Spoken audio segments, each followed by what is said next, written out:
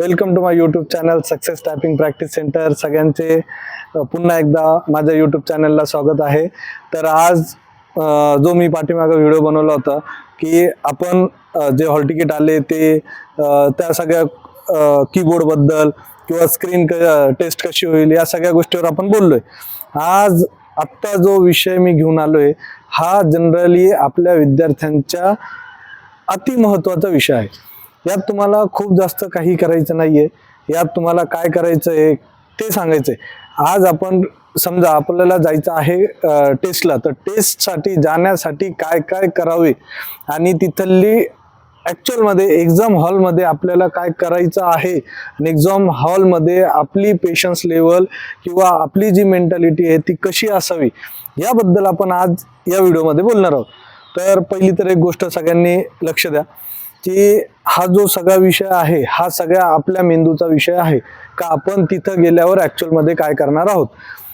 जर प्रत्येक विद्यार्थ्यांचे सेंटर डिस्ट्रिक्ट वाईज आलेले, काहींचे लांब आलेले, काहींचे घरांच्या जवळ आलेले, सगळ्यांचे तिकडे आलेले.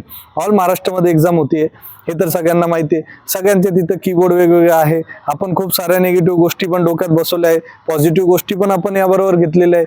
पण यातून आपल्याला आउटपुट मिळावं यासाठी आपल्याला जे प्रयत्न करायचे त्या विषयावर बोलणं खूप गरजेचं आहे. कारण आता जो हा शेवटचा जो फेज असते या शेवटच्या फेजमध्ये जर आपण निगेटिव्ह झालो तर आपल्याला जे पाहिजे आहे, जो आउटपुट आपल्या एक्झाममध्ये मिळायला पाहिजे तो मिळत नाही आणि विद्यार्थी नेमक्या इथंच कुठेतरी कमी पडतात. आता जो टायपिंगचा जो आहे तर सगळ्यांना आता समजलंय की स्क्रीन टू स्क्रीन एक्झाम होणार आहे आणि सगळे मुलं अचानक असे हे झाले, सर बसत नाहीये, सर माझे टायपिंगमध्ये एवढं होत नाहीये, कुठंतरी माझं टायपिंग कमी पडतोय, रोज जेवढे मला पेजेवर मार्क येत होते तेवढे मार्क येत नाहीये, तिथं गेल्यावर माझं काय होईल, अशा सगळ्या खूप साऱ्या गोष्टी होत्या. पहिले तर सगळ्यांना एक सांगतो, कोणताही कीबोर्ड येऊ द्या, कशी पण एक्झाम घेऊ द्या, ती एक्झाम स्क्रीन टू स्क्रीन असू द्या, पेज टू स्क्रीन असू द्या, कशीही एक्झाम घेऊ द्या, तुमच्या मार्कमध्ये 0.50 कमी किंवा 0.50 जास्त याचा फरक पडतो. याशिवाय दुसरा काही फरक पडत नाही. सो तुम्ही केलेल्या कष्टावर विश्वास ठेवा. जर तुमचे कष्ट कमी असतील तर तुमचा विश्वास कमी असेल. कष्ट तुमचे प्रामाणिक असतील तर तुम्ही कुठेही कमी पडणार नाही. आता राहिला विषय पुढचा. जर आपण तिथं गेलो तर काही मुलांना तिथं गेल्यावर ॲक्च्युअलमध्ये काय करायचं आहे त्याबद्दल पहिले सांगून देतो. आपण इथून निघतानाच ज्या काही गोष्टी असतात, हॉल तिकीट असेल, तुमच्या ज्या जनरल गोष्टी असतील त्या सगळ्या गोष्टी व्यवस्थित घेऊन तुम्ही जावा. आदल्या दिवशी गेले तर चांगलीच गोष्ट आहे की जेणेकरून तुम्ही रिलॅक्स उठताल आणि एक्झामला जाताल. कारण टायपिंग ही जी गोष्ट आहे ही तुमच्या मेंटॅलिटीची गोष्ट आहे. इथं जर तुमची मन शांत असेल, तुमचं डोकं शांत असेल तर तुमची टायपिंग अतिशय उत्कृष्टपणे आणि इफेक्टिव्ह होते. आणि ह्याच टायपिंग हे असं मोठं लॉजिक सायन्स नाही, टायपिंग हा शांत बुद्धीने टाईप करायचा विषय आहे. तर तुमचे जेवढं मन शांत असेल, हे शांत असेल तर त्यानुसार तुम्ही करू शकता. पहिली तर एक गोष्ट, अजून पण जे विद्यार्थी मेडिटेशन करत नाहीये त्या विद्यार्थ्यांना सांगू इच्छितो की तुम्ही मेडिटेशनला सुरुवात करा. कमीत कमी एक सकाळी 10-15 मिनिटं, संध्याकाळी 10-15 मिनिटं असे 2 वेळेस तुम्ही मेडिटेशन करा. ज्याच्यामुळं तुमच्या मनात जे काही निगेटिव्ह थॉट असतील ते कमी होतील आणि तुमचं मन पण शांत होईल, जेणेकरून तुमचा फोकस वाढेल त्या गोष्टीकडे. ज्यावेळेस आपण टायपिंग करतो ना त्यावेळेस माझा फोकस असावा आणि फोकस असेल तर तुम्ही कोणतीही गोष्ट करू शकता. आता तिथं गेल्यावर काय करायचं, मी याच्या अगोदर खूप साऱ्या एक्झामला विद्यार्थ्यांना प्रिपरेशन करून घेतलेली आहे. त्यांना कोणत्या पद्धतीने काय प्रॉब्लेम्स येतात या सगळ्या गोष्टी मला माहिती आहे. त्याच विद्यार्थ्यांचा जो अनुभव आहे तोच मी तुमच्याशी शेअर करणार आहे. तर खूप सारे विद्यार्थी असे असतात का टायपिंग सेंटरमध्ये जर गेले ना तर ते ऑलरेडी प्रेशर क्रिएट होतो. आणि प्रेशर 2 टाईपचा असतो, एक एक्झाम हॉल क्रिएट करतं आणि एक आपण स्वतः क्रिएट करतो. आणि जो प्रेशर आपण स्वतः क्रिएट करतो हा आपल्याला धोकादायक असतो. एक्झाम हॉलचा प्रेशर आपल्याला रिलॅक्स होऊन जातं, एक थोड्या वेळात आपण फॅमिलीवर होऊन जातो, तो होऊन जातो. पण एक जो आपण स्वतः प्रेशर क्रिएट केलंय, जो आपल्या मनात वादळ निर्माण केलंय, त्या वादळाला शांत करणं गरजेचं असतं. तर तुमच्या मनातलं जे वादळ आहे तर ते एक स्वतःचं क्रिएट करून नका. ठीक आहे ना, टायपिंग आहे ना, केली ना आपण, एवढे 4 महिने आपण काय करत होतो, जे 3 महिने आपण एवढे कष्ट घेतले, 3-4 महिने जे पण आपण कष्ट घेतले, प्रामाणिक कष्ट घेतले, या 3-4 महिन्यात आपण सगळं केलेलं आहे. मग एक्झाम आहे मला खूप करून घ्यावं असं काहीही नाही. आपण ऑलरेडी सगळं केलेलं आहे. त्यामुळे तुम्ही शांत व्हा. की आपल्याला आणखी काही हे करायचं आहे. शेवटचे आता 3 दिवस आहे. या 3 दिवसात आपले बेसिकचे लेसन करा, ABCD करा, सरळ उलटीवाली ABCD करा आणि निवांत मध्ये करा. स्क्रीन टू स्क्रीन आहे, पेज पासून स्क्रीन पर्यंत हा हार्ड सब्जेक्ट आहे, पण स्क्रीन टू स्क्रीन हा इझी सब्जेक्ट आहे. मग आपल्याला फक्त काय वाटतंय का स्क्रीन टू स्क्रीन आली तर आपल्याला एकदम इझिली नॉर्मल राहा. स्क्रीन टू स्क्रीन इझी आहे, आपण व्यवस्थित टायपिंग करून घ्यायची आणि होऊन जातं. आणि 1-2-3 दिवस आहे तेवढ्या याच्यात तर आपलं ते फॅमिलीवर होऊन जातं. ऑलरेडी आपण लेसन वगैरे त्या याच्यावरच केलेले, फक्त खाली बघून करत होतो, आता वरती बघून करे. त्यामुळं तो एकदम गौण भाग आहे, त्याचं एवढं काय घेणं देणं नाही आणि याचा तुमच्या टायपिंगवर इफेक्ट पडत नाही. पॉईंट तुम्हाला सांगितलं का फरक किती पडतो, 0.50 मार्क वाढतात किंवा 0.50 कमी होतं, याशिवाय दुसरं काही होत नाही. आता एक्झाम हॉलमध्ये गेल्यावर ॲक्च्युअलमध्ये काय असतं, एक्झाम हॉलमध्ये गेले तिथं तुमच्या सगळ्या काही गोष्टी होणार आहे.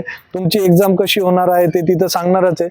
एक गोष्ट सांगतो, जे तुमच्या फंक्शन की असतात किंवा तुमचं शॉर्टकट कीज असतात, याच्या अगोदरच्या सगळ्या एक्झाममध्ये हायकोर्टने बंद केलेल्या होत्या. तर हायकोर्टच्या एक्झामचं साधा रूल असतो, त्यांचं बॅकस्पेस बंद असतं, हे तुम्हाला ॲक्च्युअलमध्ये पहिल्यापासून माहिती आहे. काही मुलं शॉर्टकट कीज बरोबर शोधून काढतात, त्या शॉर्टकट कीज यूज करू आणि आपलं हे करू, पण अशी कोणतीही गोष्ट तुम्ही करू नका. त्याचं कारण असं, तुम्ही जर शॉर्टकट की यूज केली आणि जर ते सबमिट झालं तर नुकसान किती मोठं होईल हे तुम्हाला माहिती आहे का? हा सगळ्यात मोठा नुकसान आहे तुमचं. का जर तुम्ही शॉर्टकट एक शब्द तुम्ही क्लिअर करायच्या नादात पूर्ण एक्झाम हे करून देतात.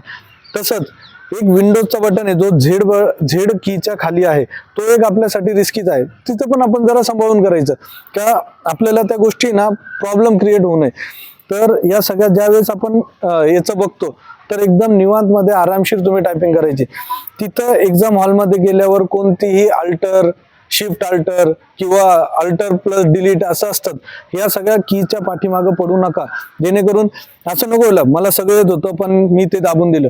ॲरोज कीज पण बंद केल्या, आपण ॲरो कीने काहीतरी करायचा प्रयत्न करू, अशी कोणतीही गोष्ट तुम्ही करू नका, जेणेकरून तुम्ही प्रॉब्लेम मध्ये क्रिएट येतात. मग असं होईल की मी टाईप केलं होतं पण माझ्या रिझल्टमध्ये 0-0 आलं. 0-0 का आलं, मी फेल का झालो समजणार नाही. मग का झालो त्याचं कारणच असतं की आपलं या गोष्टी घडतात. दुसरं, तुमचा पेपर ज्यावेळेस होणार त्यावेळेस ते प्रिंट काढतात, हे प्रत्येक वेळेसचं असतं त्यांचं. मागं पण त्यांनी तसंच केलेलं होतं, प्रिंट काढतात, त्याच्यावर तुमची सिग्नेचर पण घेतील मे बी. तर त्या सिग्नेचर घेऊन आपण आपलं व्यवस्थित जमा करायचं आहे. कोणतीही गोष्ट आपल्याकडून राहू नये की ती जमा करावी. आणि पॅसेज जास्त मोठा येत नाही, एक 2200-2300 की स्ट्रोकचा असेल तर पॅसेज सगळ्यांचा तो बसतो. आणि पॅसेज इतका पण हार्ड देत नाही हायकोर्ट, एकदम हायकोर्ट मान्य. हायकोर्टाने आत्तापर्यंत विद्यार्थ्यांना हेल्प केलेलीच आहे आणि चांगला पॅसेज काढतात. असं पण काहीतरी टाकून देतात की फेल व्हावा असं पण नसतं, एकदम व्यवस्थित असतो. सो तुम्ही हा विचार करू नका की यार कसं असेल माझं, होईल की नाही, बसेल की नाही. स्वतःवर जो एक्झामचा प्रेशर आहे ते क्रिएट करू नको. माइंड शांत नसेल तर तुमचं एक्झाम खूप खराब जाते. एक्झाम तुमचं डोकं शांत असेल तर सगळ्या एक्झाम क्लिअर होणार.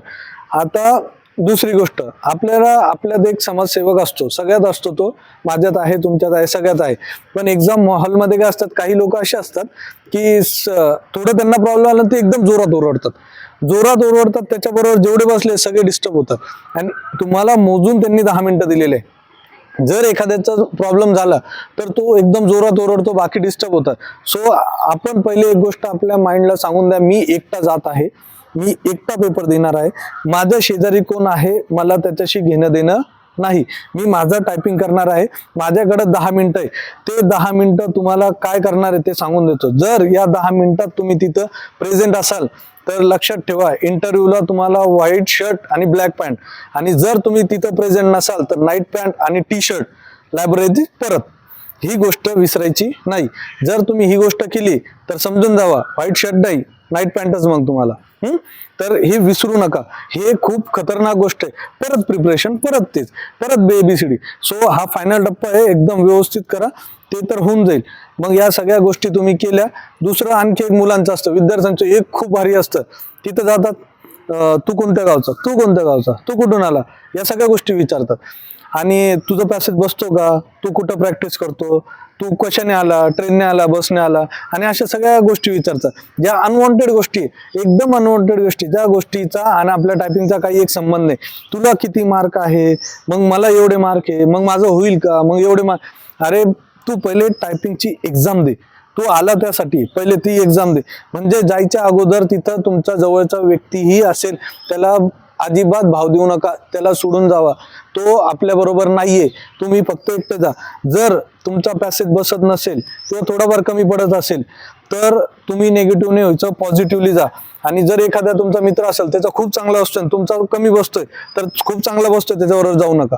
हे मी माझं जेन्युइन सांगतोय, कारण त्याचं चांगलं बसतं, माझं बसत नाही, माझं बसत, याचा निगेटिव्ह येईल आणि तिथं तुम्ही परत खराब करून देता. आणि जर एखाद्याचा चांगला बसतोय आणि त्याच्याबरोबर एखादा निगेटिव्ह, यार याचं कमी बसतो, माझं नाही बसलं तर, माझा नाही बसला तर, त्याचा निगेटिव्हनेस हा घेतो, मग याचा पण खराब जाईल. सो बेस्ट वे काय, तू तुझं जा, मी माझं जातो. या गोष्टीला एकदम व्यवस्थित लक्ष द्या. मी ज्या या बारकाव्या सांगितल्या हे लक्ष द्या.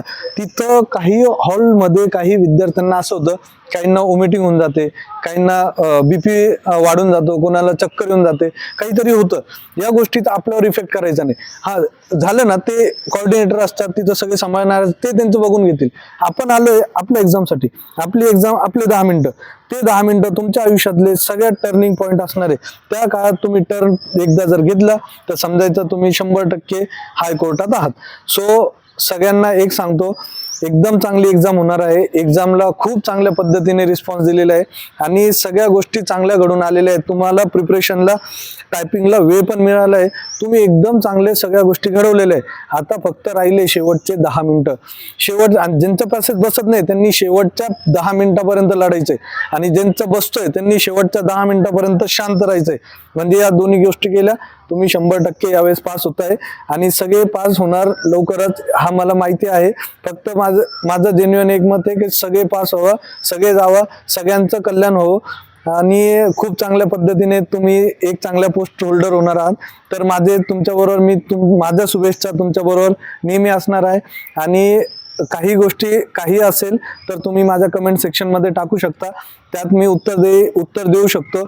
जरी माझ्याकडून बोलताना थोडंफार इकडं तिकडं झालं असेल तर समजून घ्यावं, मी कमेंट बॉक्समध्ये आहेच, कमेंट बॉक्समध्ये तुमच्या उत्तराला देईलच. आणि माझ्या यूट्यूब चॅनलला लाईक करा. तसेच आपलं टेलिग्राम चॅनल आहे सक्सेस टायपिंग पुणे, त्यालाही तुम्ही जॉईन होऊ शकता.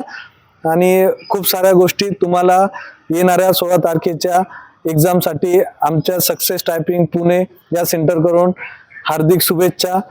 Thank you so much.